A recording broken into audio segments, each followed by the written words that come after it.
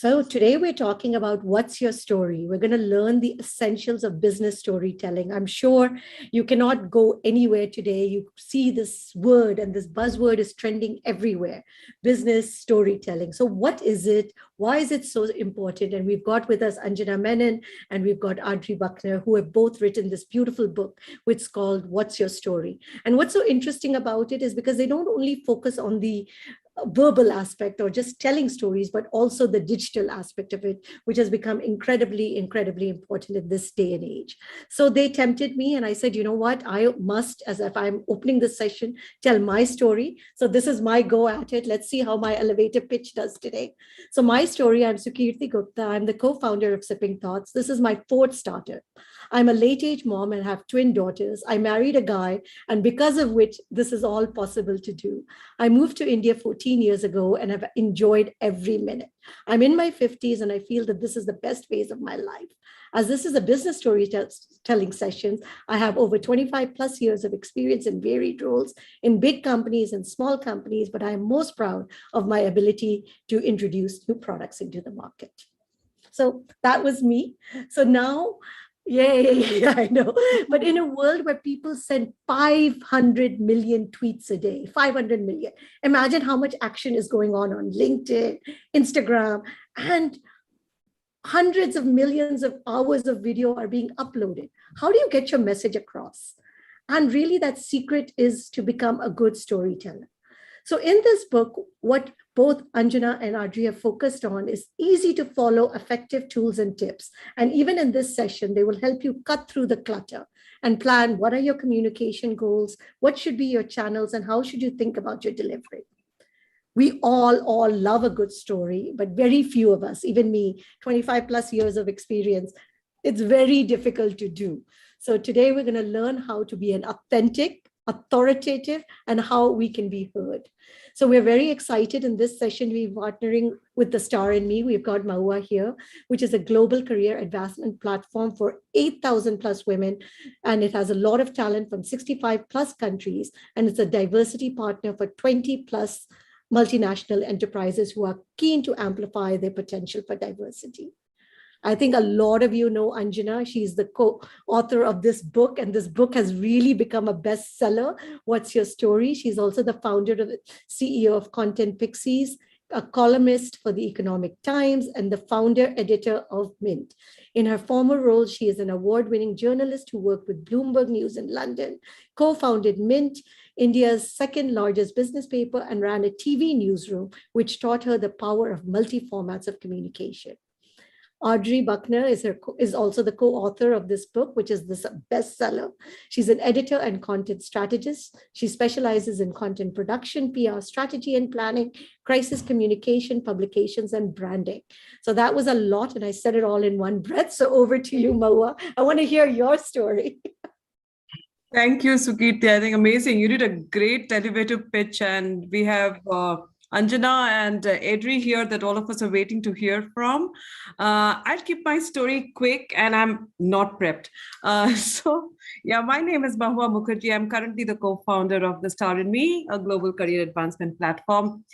I got into the entrepreneurial journey after 18 years of my corporate career. So it was late because most of the times you see when you have to start your entrepreneurial journey, it has to be in your early 20s with a backpack. I'm not one of them, but really felt the need of doing it because for me, the why was very important, why I was doing what I was doing. So it all started with a story that I'll leave you with is when me and my co-founder, we used to go for leadership summits in consulting. We used to see leaders all around, but none of them were women. And we used to feel quite alone over there. And that's when our inspiration started. And that was all the way the Star and Me kicked in, that we want to see more women in the leadership positions in the corporate world. And there's no reason why it should not happen. And I think once we decided, all the strings started getting pulled in.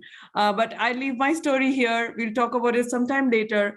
Waiting to hear Adri, you and Anjana. Have a lot of questions, but let's get started with your story. So maybe Anjana, you want to get started with your story, followed by Adri. Okay, I think, I've got very little left to say because Sukirti so beautifully introduced me and Audrey. I'd also like to say Mary Beth, who's our other author, she's not here today. So it's actually a book that's been written by the three of us, not just Audrey and me. She's also an integral part. Unfortunately, she isn't here today, but she sends everyone her best wishes, and hopefully sometime soon, we can all do a session with her as well. So my story really is that I've been chasing stories all around the globe. I've moved countries, I've moved continents, cities at really short notice for the love of storytelling. I've worked in multiple regions in Southeast Asia, in Asia, in Europe. And I came back to India a few years ago to be one of the founder editors of Mint. And about 5 or 6 years ago, I got into storytelling again by starting my own firm, which is a content strategy firm. And we produce original content called Content Pixies. And it's the same story again. I'm just running around telling stories for companies all around the globe. So I think I'm just running around in circles, and the center of that is storytelling, which culminates with this book. Awesome. We always have grown hearing Once Upon a Time. So it's so nice to see the business storytelling part of the world. Adri, what's yours? Thank you, Anjana. Well, thank you to all of you. All these stories are quite inspiring, and thank you for the opportunity to be here today. I have always loved words, languages, and people, and the mixes that we can create by talking to people, getting to know them, and telling their stories. So I prefer to tell other people's stories than my own.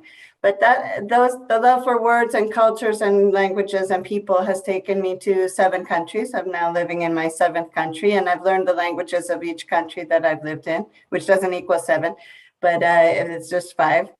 I did my storytelling at several organizations, nonprofits and corporates, and now I have my own consultancy, which is called Explorers, for that exact reason.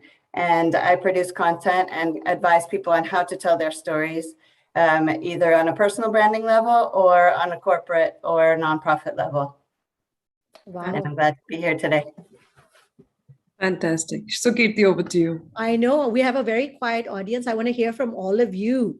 I mean, how many of you have heard this buzzword, intrigued by the buzzword, have started thinking about how are you going to kind of create these stories in your day-to-day life? But I want to ask this question, and this is one because honestly, maybe ever since I've heard the word and seen the word, I'm seeing it popping up everywhere. Why is storytelling becoming so important? Is it the new buzzword? Is it becoming overused like mindfulness? Everything now is about storytelling. Of course, people say storytelling is a buzzword, but if you think about it, step back for a minute, almost all of us have grown up on storytelling. Stories have been told to us since we were children. They were told to our parents. They were told to our grandparents. We know stories about cultures which are very different from our own. One of my favorite examples is the Newton example. If you ask anyone, what's the formula? And I think I'm going to ask the audience and see in the chat box if anyone can actually give me the actual formula. Type, the formula for the gravity formula. No one will remember that, or very few will. I'm sure there'll be some really smart people who do have great memory. But if I sort of say, does anyone remember the story about Newton and the apple? Almost everyone will raise their hand and say yes. And I hope people are in the chat. Yeah, Claudia actually put it right in the same time as you were speaking. So we know that she's the genius here. Okay, great. But, the apple story has traveled. It's traveled over years. It's staying with us, and it will continue to stay with us. So that in some ways is the power of storytelling. It's always been there. What is different now is there is such an explosion of mediums, and there is no, there isn't really the kind of entry barrier that was there maybe 40 or 50 years ago when we thought storytelling, or even 20 years ago, storytelling was what traditional media organizations did, or a TV channel did, or a radio medium did. You can tell your own stories using a device now, a smartphone, right? It can be, you can be a 5-year-old who's got a following of a few million. You can be a 90-year-old grandma who just decides, well, I want to express myself. So I think what's important is people have come to recognize that they are able to express themselves, and there is an audience for that expression. And those are the micro stories they're telling. But the stories per se have always been around, and they will always be there, because when we hear stories, we're able to connect emotionally, and you're also able to think visually. And I think those are the two things that helps the brain retain a piece of information easier. Wow, very, very nice. Now I know I want to hear what are people's favorite stories, but I'm going to ask you what makes a good story, and then we'll get into what you're waiting for. I'm going to turn it over to the ladies, and they're going to give us lots of tips. But what makes a good story? Well, we're going to give you that in our tips and tell you how to start. But I think if to reduce it to one sentence, of what makes a good story is to put yourself in, put a people in, not products, not companies. People want to know that the personal, that doesn't have to be intimate, but they want to connect with you as people. And when it comes down to it, that's not too hard. That's what we do every day with our friends and family. We just have to learn how to do it with different audiences. Fantastic. So nicely said. I'm waiting to hear what are people's favorite stories, but go ahead. At the same time, we can start understanding what are some of these tips that can help us create great stories. I'll start with a tip about what I just mentioned, which is audience. One thing to start with is when you want to talk about yourself, your company, your products, your background, whatever the story is that you want to tell, which is another question, exactly what is that story? But first, you need to know who you're talking to. So right now I'm talking to a lovely group of women I can see on the screen, and lots of participants from across your listeners, readership, and viewers. And I need to know what do they need to know? What will appeal to them about my story? So for example, I don't want to use the jargon of technology with this group. I don't want to talk about some medical history or something that might not appeal to this audience. I have to target what I'm saying and make sure that I'm expressing it in a way that can connect with the particular audience. And I think Anjana has some more to say about how to determine who your audience is. Yeah, so I taking off from what Audrey said, I think the location of the audience is also important. Now, for example, I think this is being streamed on Facebook. You can get it on YouTube. You can get it on Instagram. But we know that the audience, you may not have an audience which consumes all three platforms. A certain demographic uses a certain platform more. So if you want to do storytelling to your audience, the first thing to find out is, this is an easy way to remember it. Location, location, location. Where is your audience sitting? And sometimes that audience may not be on the popular social media channels, because we're so wrapped up in social media. We forget that you could actually have an audience that is there only for events, or is geared towards, say, a scientific journal or a book, or in a forum where industry leaders speak. It could be a community forum. It could be a community chat group. Your entire audience might be on Reddit, for example. So the important thing is to find out the location of your audience, and then try and see how you can build your message in that location. And not get caught up in, I've got to be on social media, I've got to be here, and I've got to be there. You have to be where your audience is. Very good. So location, location, location. Awesome. What's the next one? Because I think we do get caught up in it, especially as companies, because I think the pressure is on to be on every single social media. And they're expanding. You want to be on Twitter, you want to be on LinkedIn, you want to be everywhere. Yeah, so we've actually, sorry. Go ahead. So is it okay for companies to be selective? Because from a personal point of view, it's a different decision, and it's a different decision from a corporate point of view. Yes, it is. It is not just okay. I think it's important to be selective, because at the end of the day, you have a fixed marketing budget. Now, whether you are an individual who wants to build a brand, or you're a company, you have a finite marketing budget, and you also want to see what the returns on that are when you deploy, your money. So there's no point spreading yourself thin in all mediums, especially wasting time, trying to build your message if your audience is not on that platform. So we always advise companies, go where your audience is and build your message consistently where your audience is. Engage with your audience there rather than trying to scramble and find where your audience is. And, throwing something on the wall and hoping it will stick is not a good strategy. That brings me to another point, that the message needs to be tailored to these platforms. Is that maybe some of you have experienced that friends of yours or even companies have an Instagram account and they post the same thing, and then you can click, say, post to Facebook.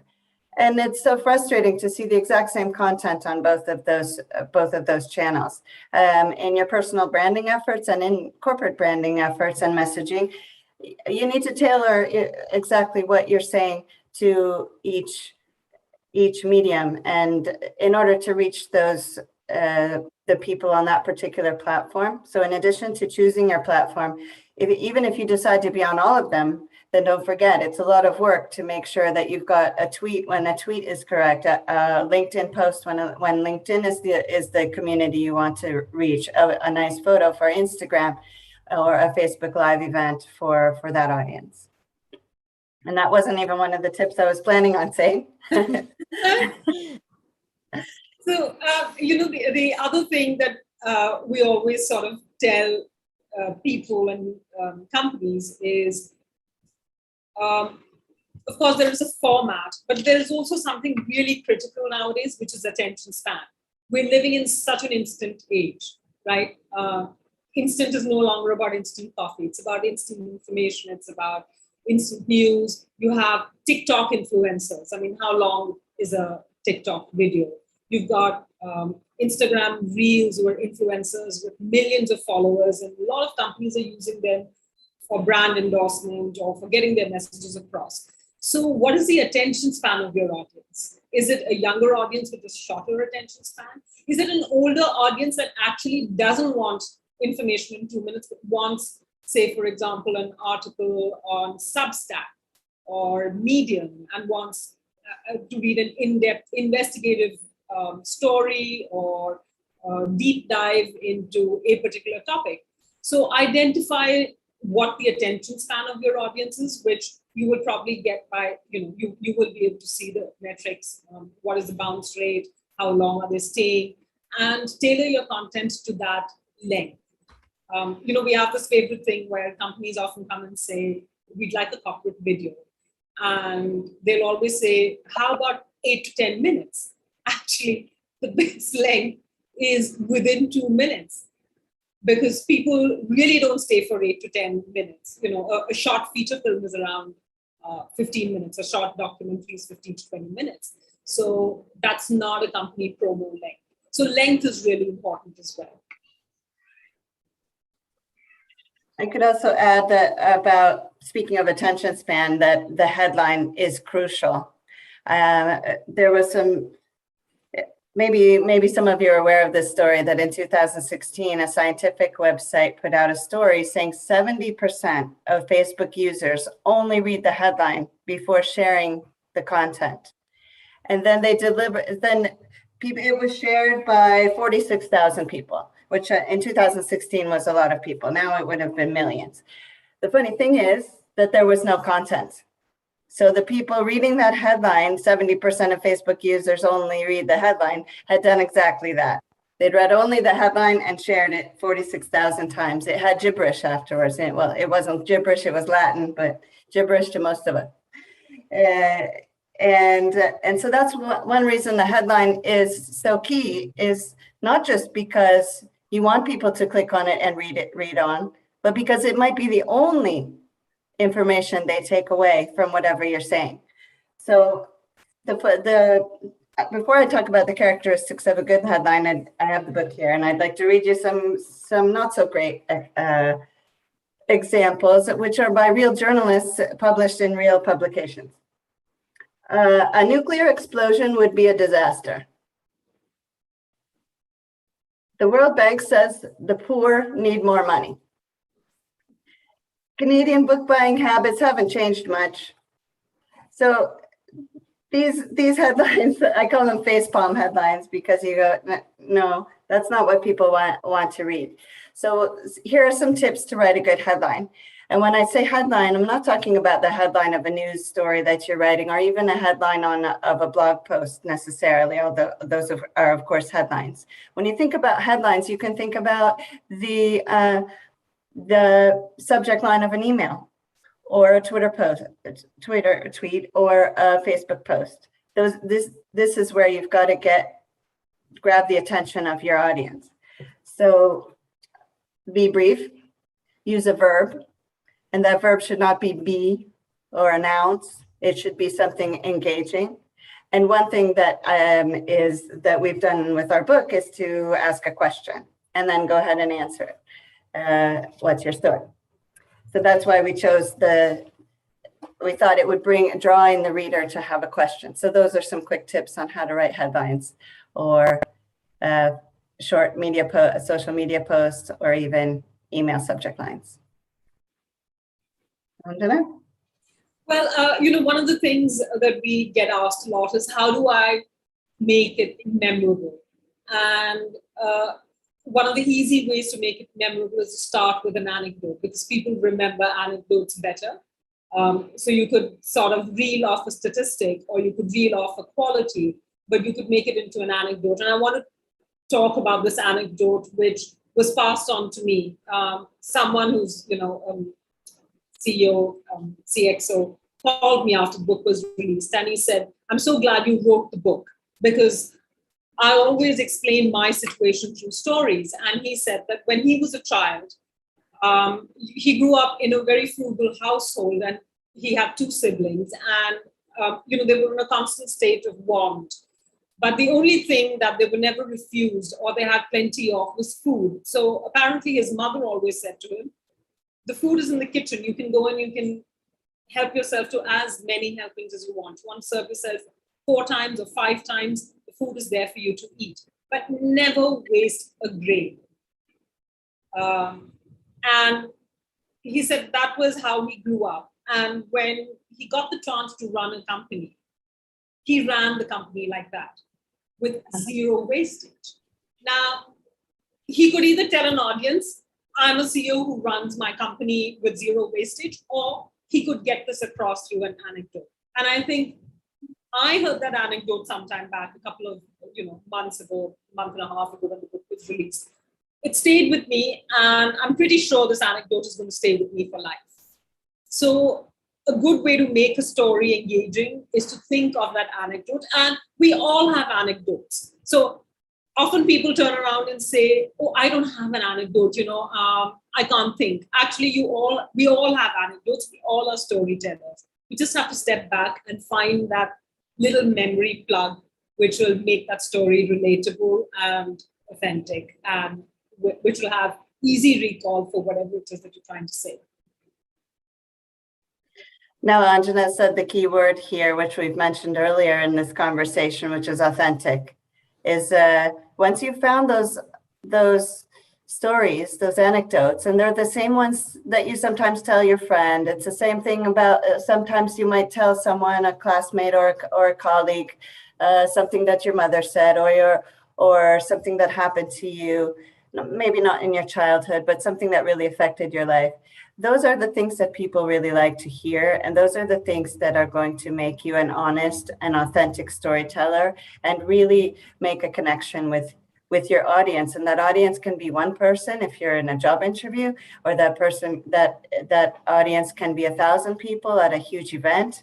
It can be a TED Talk that might eventually reach millions.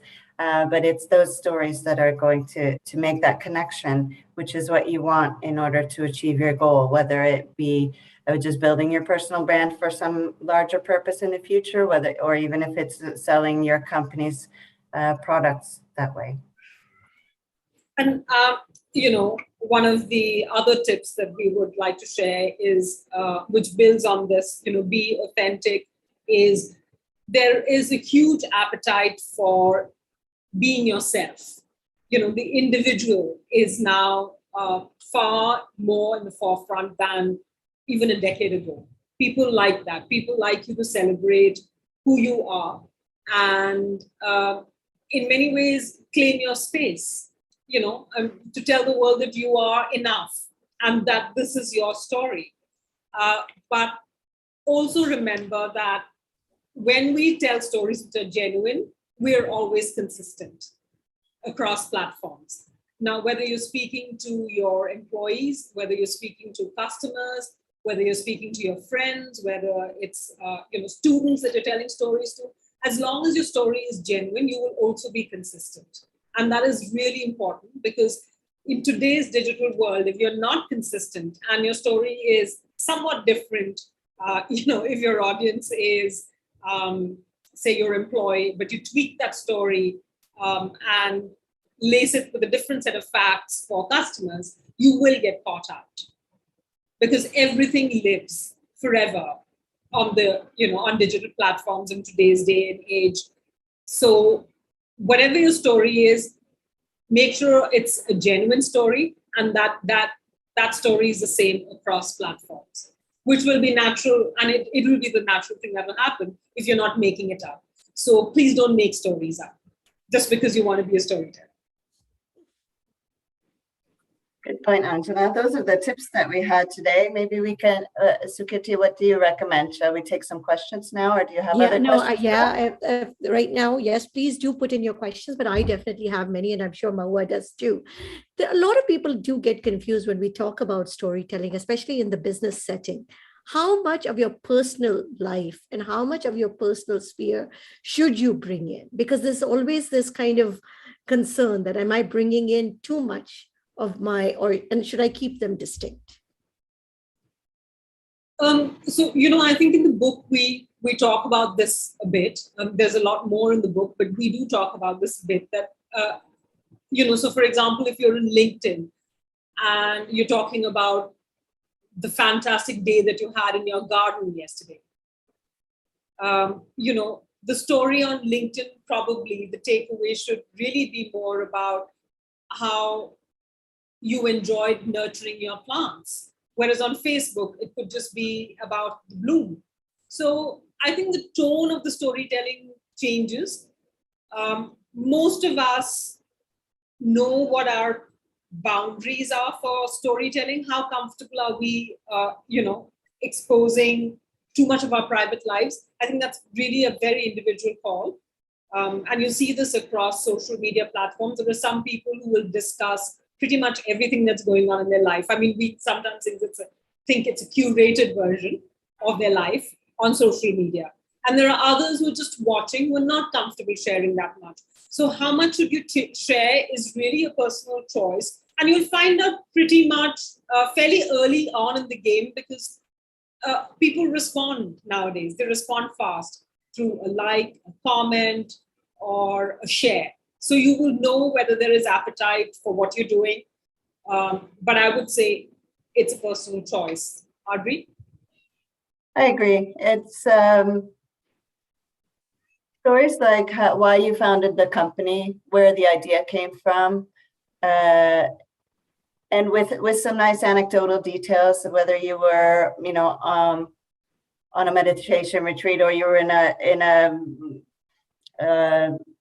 a music venue, or you were in a coffee shop when the idea came to you. These kind of stories are personal, but they're not intimate. So I'm not saying that should be the line, but there are a lot of places you can draw the line for yourself, and depending on how you feel comfortable. So you still are telling the story of yourself as an entrepreneur, but it doesn't mean you have to share your entire background. But you can also do that, and people are increasingly doing that and finding a receptive audience and making connections that way. So it's personal choice. I'm going to ask Shankar. He has a question. If he would like to ask it, go ahead. And I have quite a few.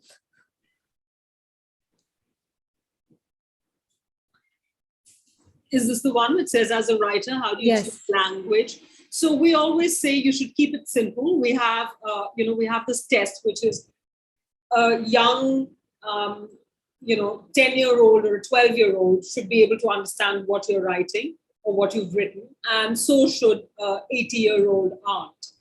And just get rid of the jargon. We have a chapter called Death by Jargon in the book. People think that if they use lofty words, that's really impressive. Actually, you use lofty words when you want to probably hide the message or mask the message, or you're not sure yourself. If you're really sure of what your message is, your language will almost always be simple. It will be clean and everyone will be able to understand. So the first rule of writing is to keep it simple, keep it clean, use words that everybody understands, irrespective of who your audience is. Of course, if you're a researcher or a scientist writing for a scientific journal where you have to use certain words, or you're a botanist, you have to use certain words, that's part of the trade. But otherwise, if you're engaging with an audience, keep it simple. Neelam, go ahead. Hey, Anjana. Hi. I have lots of questions. Good. One big question. I'm confused on publishing my untold stories. I have a lot of stories. In 26 years, I've published, not myself, my office has published a lot about me. And the one thing that is not published, I exited. And that's why, as exited out person, they can't publish. And I'm keen to publish my untold story. Tell me what channel.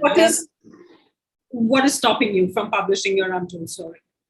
I don't know what channel, when to publish and how to publish.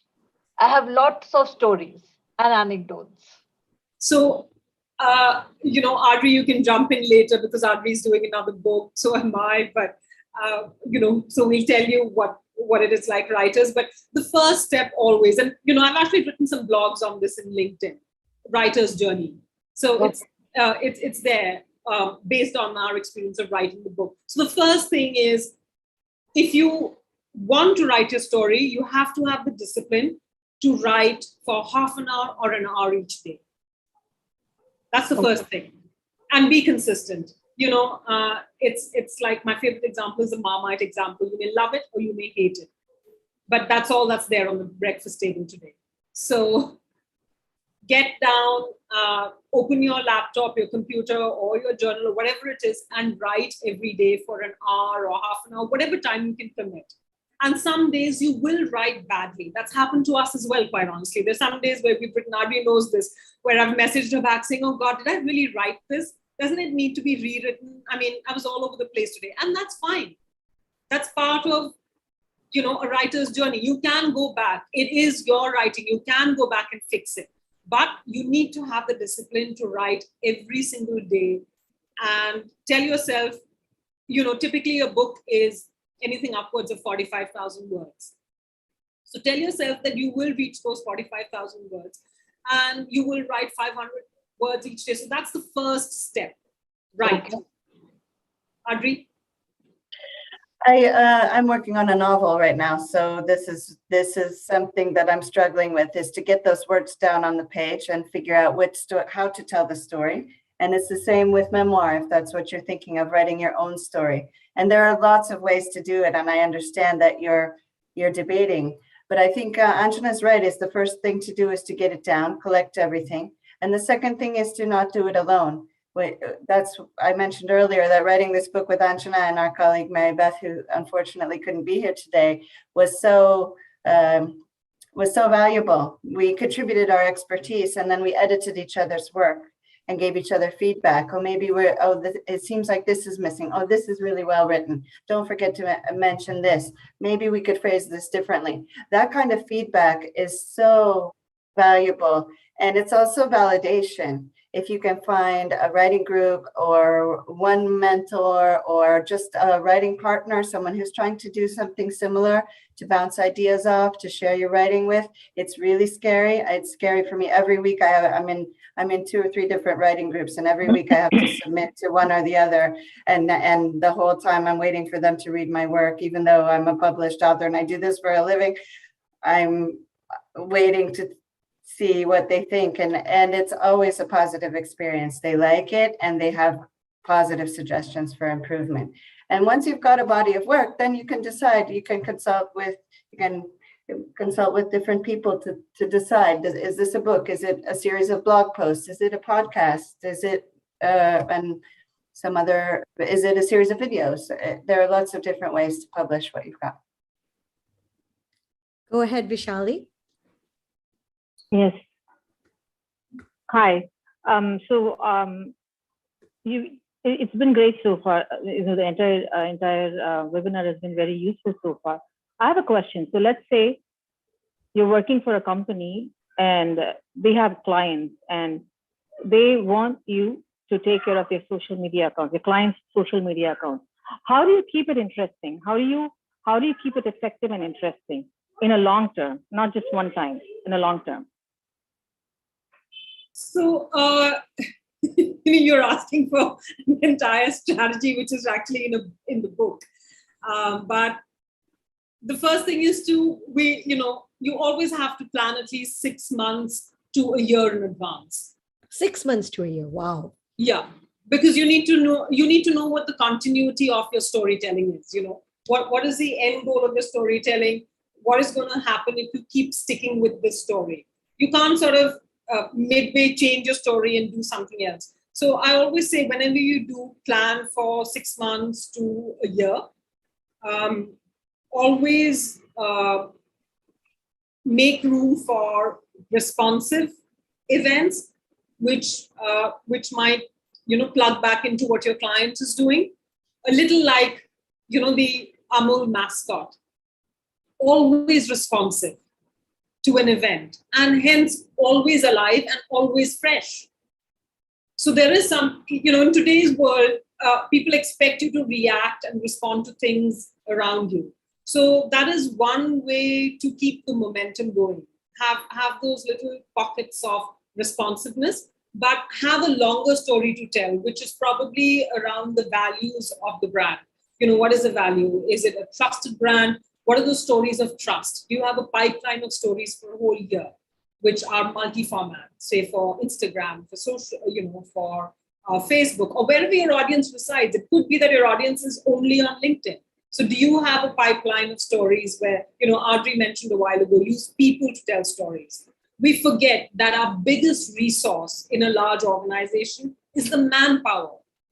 Each individual in that organization has a unique story on how they relate to that organization, or how, let's assume there's that one quality of trust that your organization stands for. What is that employee's story about learning the value of trust in that organization? And so now, if it's a large company and, a mid-sized company with say 100 employees, you've got 100 stories there. So I think you have to start thinking about the resources that you have within the company. We've traditionally looked at resources outside because we've used advertising as a way of communicating, but storytelling forces you to look inside. Very nice. Pauline is asking if you're not camera friendly. So what's the best way of communicating your story on Instagram? Oh, just like we're doing it right now. But you don't like... I'm in the camera friendly bit. We're doing fine. I think that, this goes back to the point that Audrey was making a while back. Be genuine and be authentic. Instagram is really where people want to see the real you. I mean, of course, it's an aberration that what you see on Instagram has, lights and makeup and all the rest of it that's made to look nice. But there are so many viral posts I've seen, which are just genuinely people doing what they like doing. And there is an audience for that as well. So I think gone are the days where you need, a makeup person and a whole paraphernalia of doing things. If that was the case, there wouldn't be individual influencers on Instagram. The more important thing, yes, of course, Instagram is a visual medium. No one's saying it's not. But the important thing is your story interesting for whoever's watching? Is that short video that you have, is that useful? I mean, say, you're a dietitian. You may not be the best looking dietitian in the world and you don't turn up wearing makeup, but you're telling someone something really useful about gut health and they're interested, they will listen. So this question always comes back, and I'm coming to you, Amita, you're next, about interesting, because there is so much content and, we're overwhelmed with it. And like what you said, there's more and more content coming every day. How do you make it interesting? Because it's like, how do you get that creativity and get those creative juices flowing? That goes back to what we've been saying about being authentic, honest, and genuine, and connecting with people as people. A few years back, I had to buy this book just because it was so ridiculous. It was called How to Be Interesting. And because I think that's what we struggle with, because every time you're wondering how to be interesting if you're on Instagram or Facebook. Right. But when you think about it, we're all interesting. So what I did with this book is I took a picture of myself with a big what do you call it? I'm thinking of a word in another language, but a shocked look on my face, like, oh my gosh, this is my latest concern, how to be interesting. But and people loved that post because it was just an Instagram photo of me making fun of the fact that I was trying to be interesting. And I got lots of reassuring comments who said, oh, of course you're interesting. Don't worry about it. If you're telling your real story and you're being your real self, you'll be interesting. If you're talking about products, or you're talking in jargon, or you're talking beyond what your audience can understand and connect with, then you won't be interesting. But it's not that difficult. Just be yourself. Thank you. Amita, go ahead. Yeah, hi, good evening. And how does a fresher start writing on blogs for the first time? And what about the time? How does one, dedicate the time on this? And is it necessary to tell audience through pics in stories? Through pictures, you said? Through pictures? Yes. So really, it depends on what the medium is. So if you go to, say, a community forum, oftentimes there are no stories, but there's a lot of interesting information.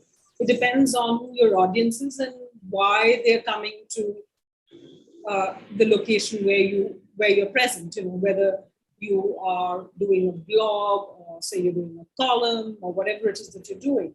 So yes, visuals do help you remember stories better. There's absolutely no doubt about that. But it's not to say that if a story doesn't have a visual, people will not read. It's really about what your audience wants and why your audience is there. How do you start writing? It's the same as how do you start driving? How do you start, cycling? You just have to get on with it. And with time, you will gain confidence. You will get better.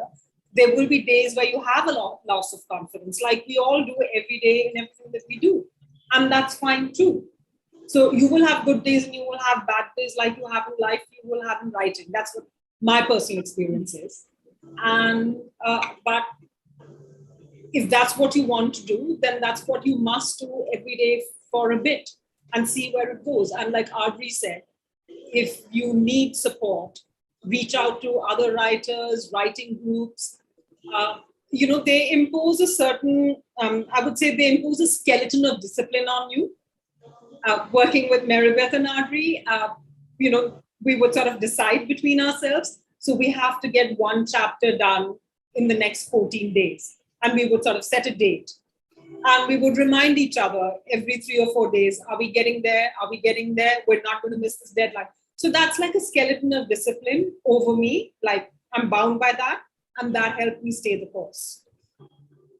Thank you. I'm going to come back, but we also have a fantastic storyteller with us, Anuji. If you would love to tell your story, we would also love to hear it. And Durga, I know you've just asked a question. I'm just unmuting you. Go ahead.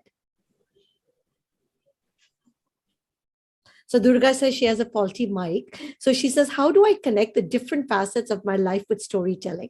I have lived pan-India with an army dad, have been an investment banker, married and lived in Japan, studied and taught Japanese, made a career transition to learning and development in my late 30s. Oh my God, she's had an incredible life journey. I'm sure she's got million stories. So how do I you agree. connect them all? Because like what you said, I think that was very interesting, that you need to have a 6-month view. So how does one build this? Because a lot of people say, what is it that you're trying to project? How does one do that? Do you select 2 3 parts of your personality and say, okay, I'm going to focus on this? Or do you kind of just figure it out? Because honestly, this was my next question also. This like and forwards and is also devastating, because you do kind of put yourself out there, and when you don't see that response back, it becomes very disappointing. Well, there is a lot of trial and error involved. Not every post is going to succeed, and it takes a while to get traction on any platform, to keep people coming back and looking at your content. But our book includes tips and tricks for that. How to use hashtags to make sure that your posts reach more people on LinkedIn, for example, or how to participate in campaigns. I think there's a current one on LinkedIn that I like. I think it's called This Was Me. It's women who are posting a picture of themselves as a child and a picture of themselves recently, and telling a little bit, just a post's worth of information of where they came from and where they are now, something that was difficult for them and something that they're proud of. And that's just a really nice storytelling mechanism that's kind of ready-made. And you can, if you do those, even if you don't publish them, if you do them as an exercise, then you can find what is that thread that links through everything that's happened in my life. And I think our viewer who asked the question, I'm sure there's a common thread through everything that you've done. And maybe it's not clear to you, but if you start telling your story even over coffee to a friend, they might pick it out for you and say, oh, it's because you're an adventurer. It's because you're an explorer. It's because you really want to know. Language is the thing that took you from one place to the other. They will help you find that thread. And that can be the overall theme that you base your personal branding on, that you base your storytelling on. So two areas where we often hear that stories really help. The first, of course, is that elevator pitch. And the same, I would say, is the interview pitch. Any tips for that? Because that's really where you need to grab their attention. You need to grab their attention, by what you're saying and with your words, and in a very short span of time. Any tips for those two scenarios? I think it's really anecdotes. Anecdotes work the best because people remember personal stories and anecdotes. And it also gives you an opportunity to present your strongest self. Whether it's for a work interview or,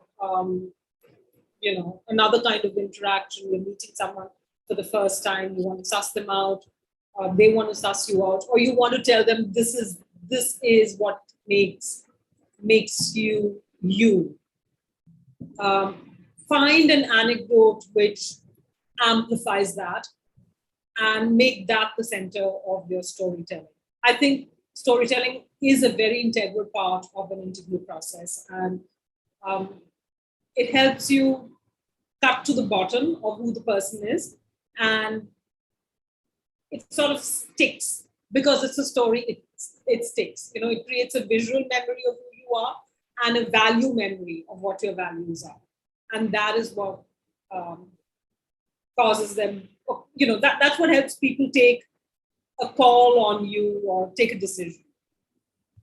If I can ask a question, in the same regards, given we have so much of information overload, how much is too much? What's the frequency? So at times, there is so much of noise around one particular thing, it kind of holds you back.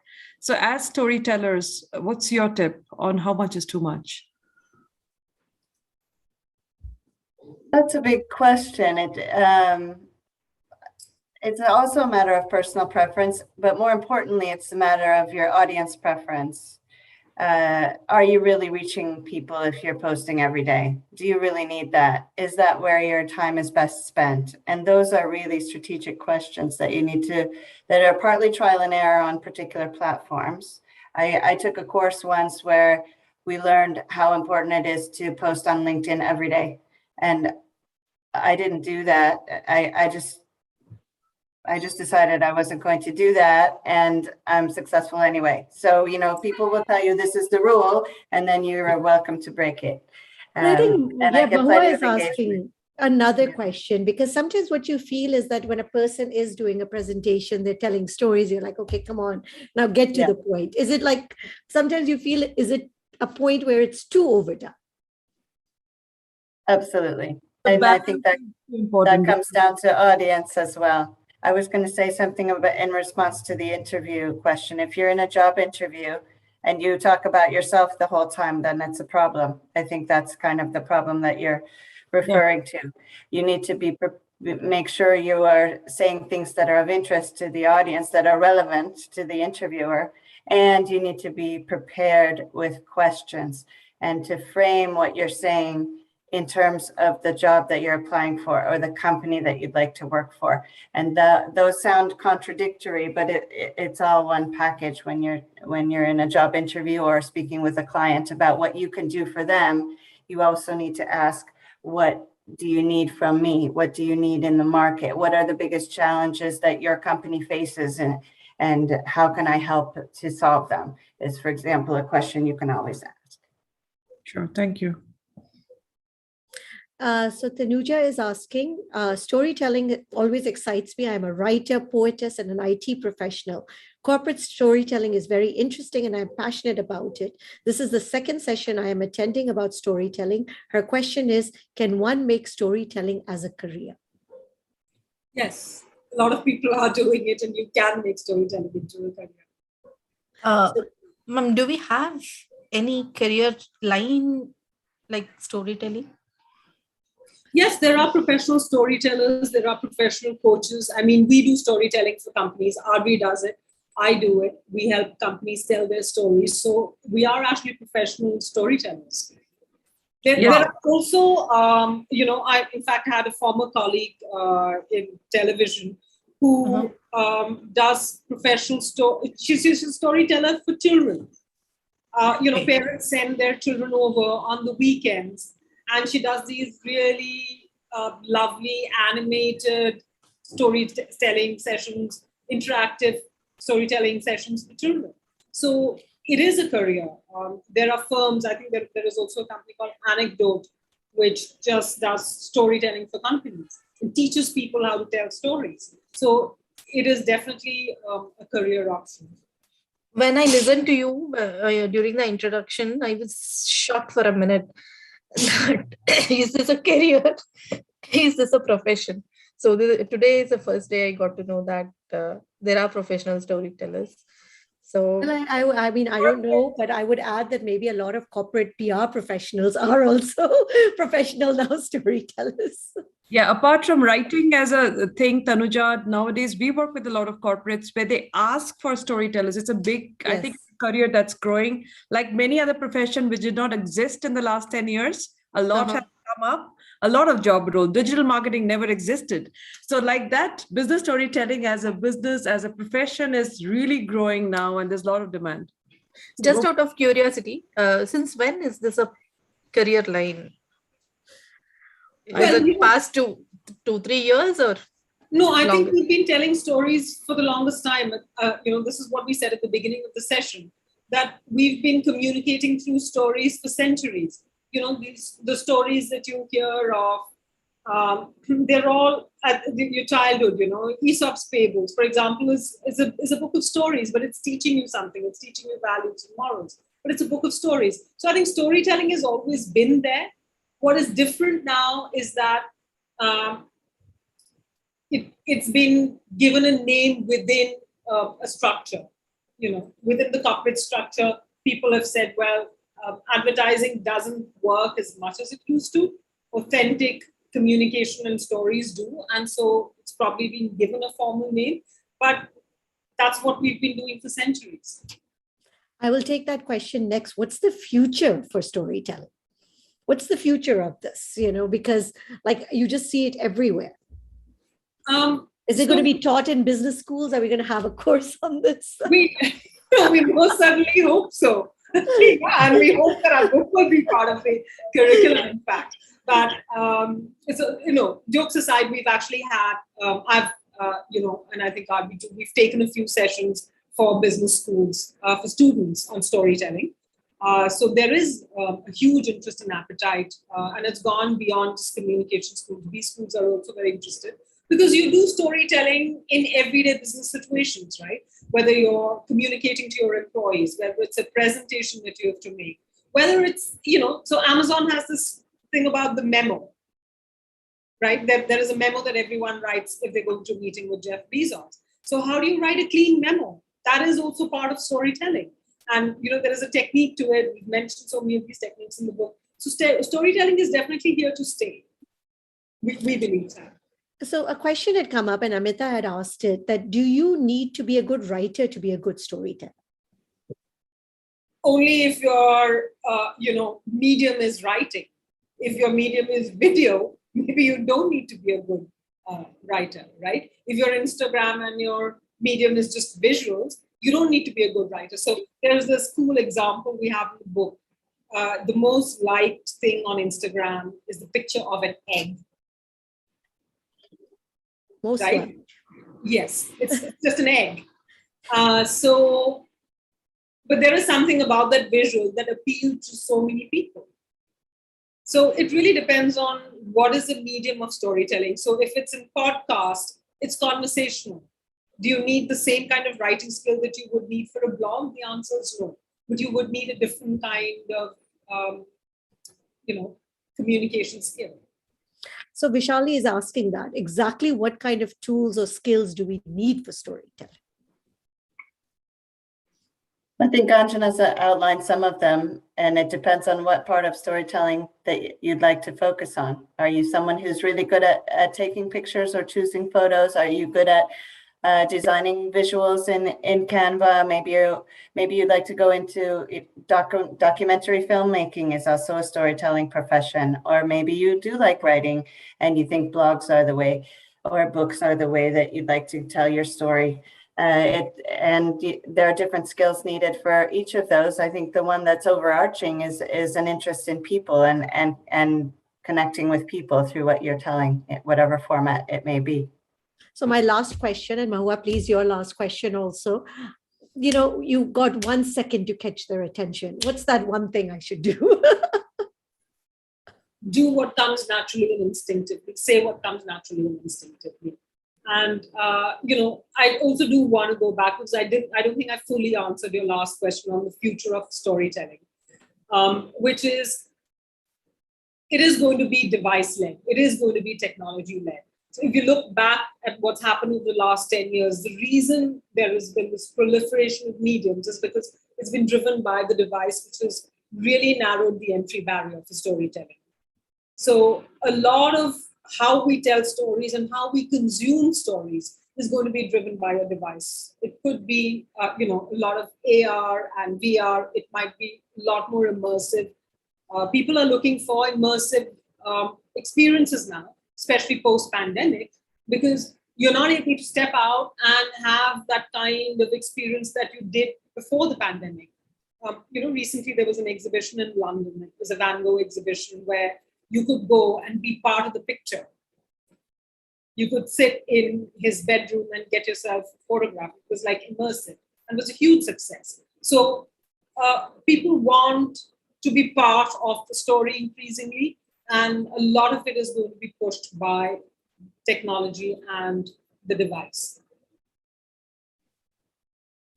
Mahua, your question.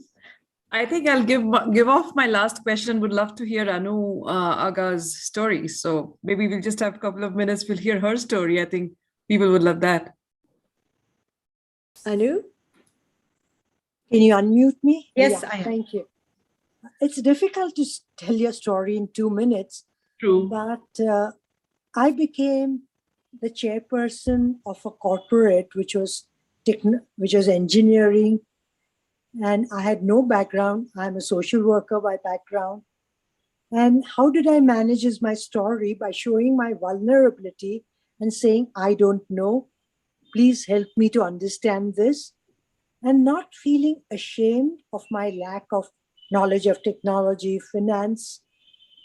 And that's it. And I would say I have learned that say things or write things to express, not to impress. I think this is a very important lesson I've learned. So thank you. Thank you, Anu. That was brilliant. Brilliant closure. Brilliant. Brilliant. Anjana and Audrey, any last tips before we end for today? That was so inspiring. I think we should finish with that. Fantastic. Well, thank you everyone for joining us today. And it was great to have you. Thank you, Anuji. Thank you, Anjana. Thank you, Audrey. And thank you, Mahua. It was great to have you all with us today. Thank you. Amazing. Thank you. Thank you, everybody.